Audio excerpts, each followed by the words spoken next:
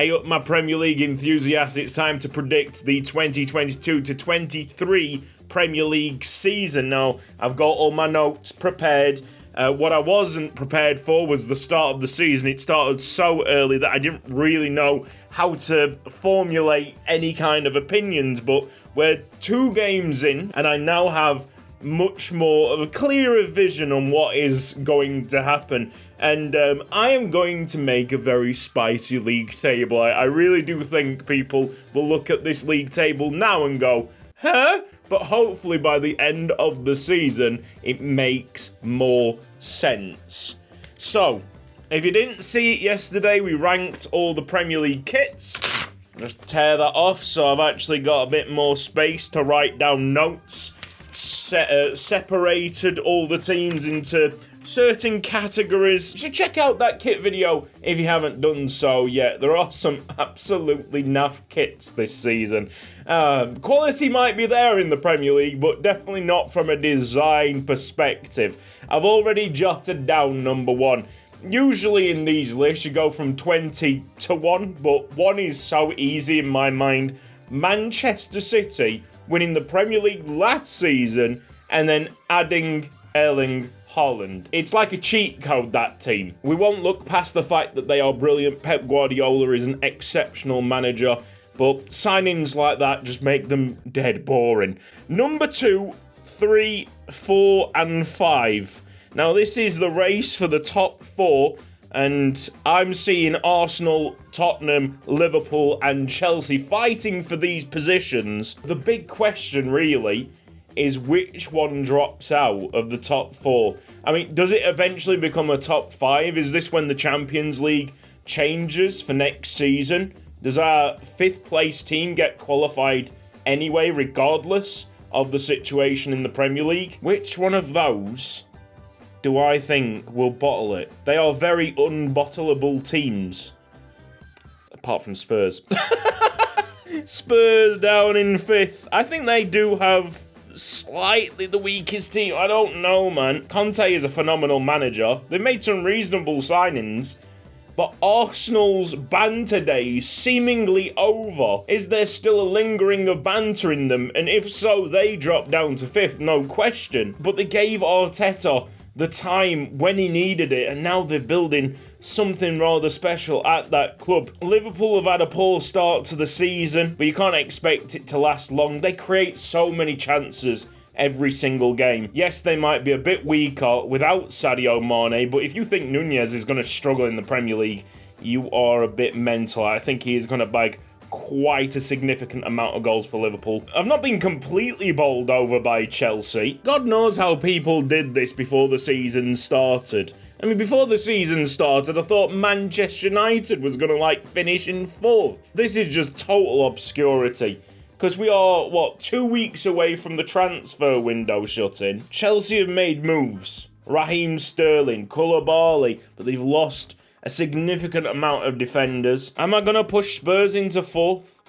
It doesn't feel right. Chelsea will get top 4. Tuchel will pick something out the bag. Chelsea in 4th, Arsenal in 3rd, Liverpool 2nd. They'll get themselves sorted.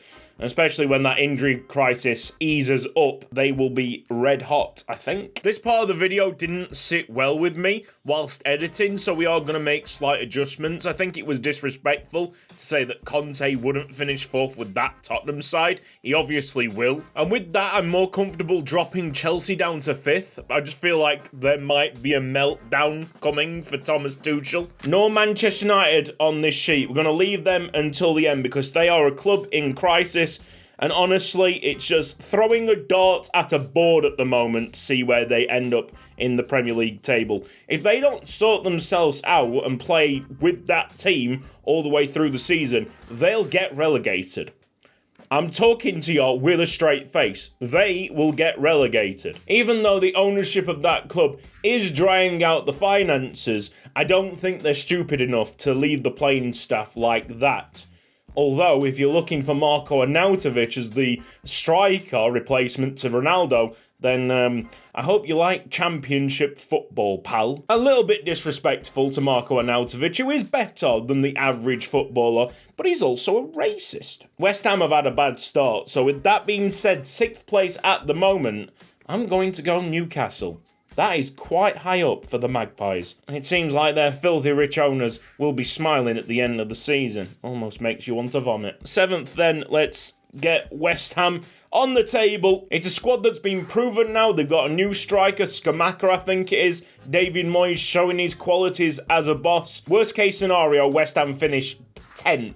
It can't be lower than 10th, surely. The mid-table is where the fog comes in, because it's really difficult to pick a selection of teams that I think will be alright slap bang in the middle of the table. I've got Brentford, Brighton, Leicester, Leeds and Wolves. It's anyone's guess from them 5 teams, to be honest. Leicester, they haven't signed anyone. They look like maybe the money's dried out there. They could be in some significant problems if they don't invest in the playing squad in a few years' time. Definitely not this season, though. Brentford looked very good against Manchester United, but honestly, I think Barnsley would have looked very good against Manchester United. Brighton being picked apart a little bit, tactically astute, Graham Potter, a wonder. Leeds have been rejuvenated under Jesse Marsh. Honestly, they've gone under the radar with the signings as well. Could definitely push Aston Villa up. Are Brentford gonna finish 8th? Moneyball in serious effect. Who's more equipped at the moment, Brentford or Leeds? What a wild Premier League table. Brentford, Leeds. I don't even think Leicester are going to get in 10th. Brighton? Nah. Outside of them top 5 teams, which are pretty dead set, Man City, Arsenal, Spurs, Liverpool, Chelsea, this could be anyone's game. I think Brentford, before the end of the transfer window, sells one of their big players. Is this like the 3rd season that we've done the predictions? This is easily the most head-scratching, and the season has begun. I'm putting Leeds in 8th, Brighton 9th, Brentford 10th, Leicester City 11th. Leicester City fans, I do apologise. Wolves will then be 12th, Aston Villa 13th. Now it's all coming together. Wolves have accepted a bid from Nottingham Forest for Gibbs White, haven't they? Wow.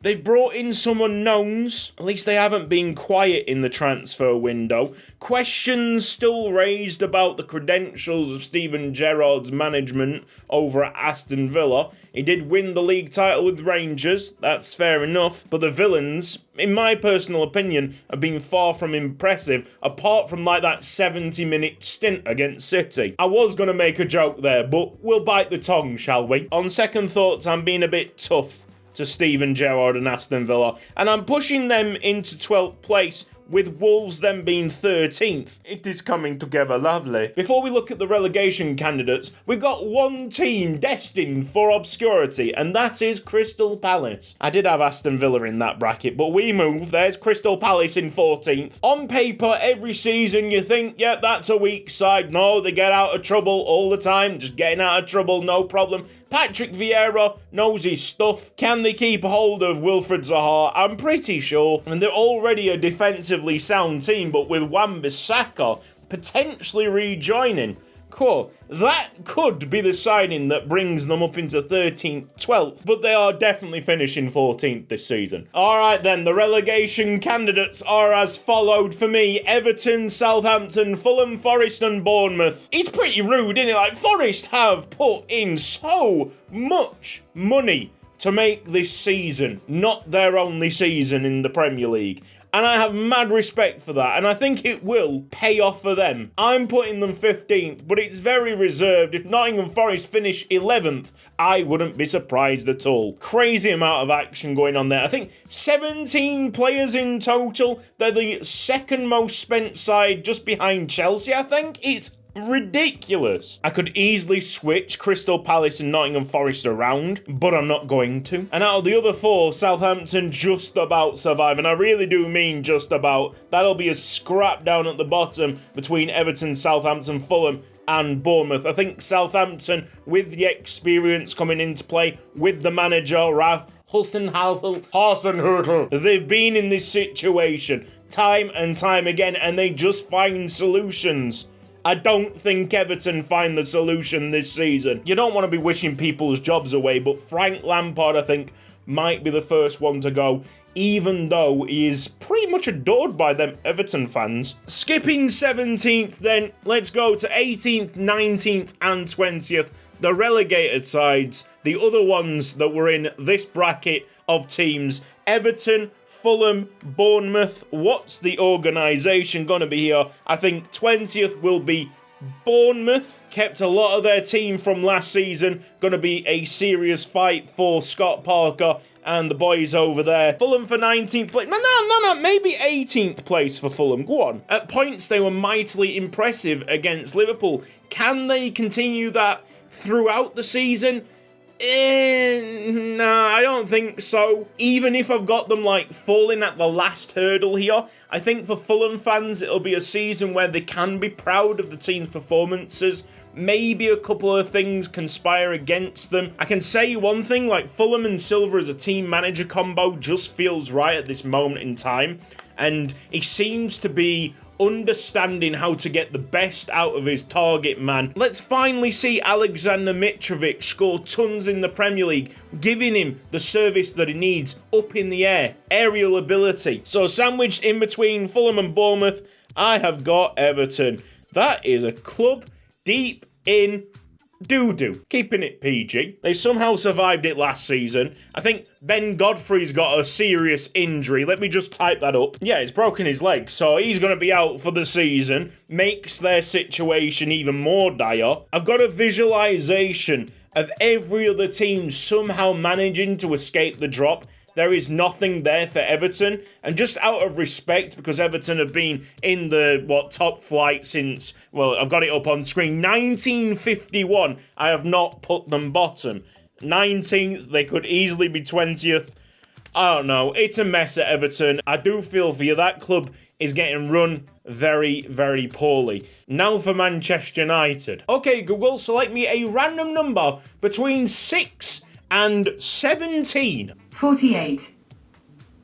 Google, I don't think you heard me right. Select me a random number between 6 and 17. 9. They're gonna finish 9th, Manchester United. And that's about as much useful analysis on that football team, because no one can predict what is gonna happen. Are they going to make some signings and get themselves out of relegation bother? Because they could genuinely get relegated with that team. Who do they bring in? 9th. Google have been very, very kind with 9th. But we shall understand in 20 years' time to never question our AI overlords. Manchester United 9th, Brighton 10th, Brentford 11th, Leicester City in 12th, Aston Villa in 13th, Wolves in 14th, Crystal Palace 15th, Nottingham Forest in 16th, Southampton 17th, 18th Fulham, 19th Everton, 20th Bournemouth, and obviously the champions, Manchester City. Oi, Pep! Retire your bull twit! And somehow, after all that shambles, the head scratching, we've got ourselves a list of 20 teams organised by expected performance this season. Before we head off, got to emphasise this is opinionated. And if you guys think that a certain team will end up finishing way worse, way better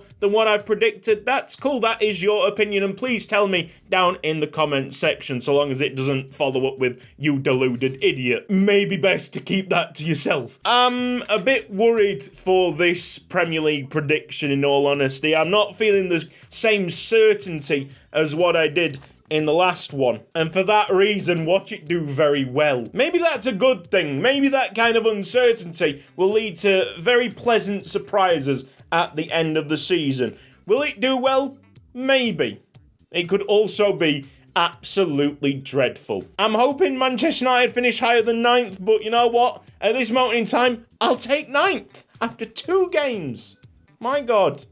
With that really, really bleak message, it is time to call an end to this video. Thank you ever so much for watching. If you've enjoyed it, then please give the video a like. If you're not subscribed around here yet, then press the red box down below and the bell icon for mobile notifications. I hope you've liked our little break on the Premier League. It's back to the day job now. Youth Squad Legends will be the next video up on this channel. Until then, you take care. Bye-bye.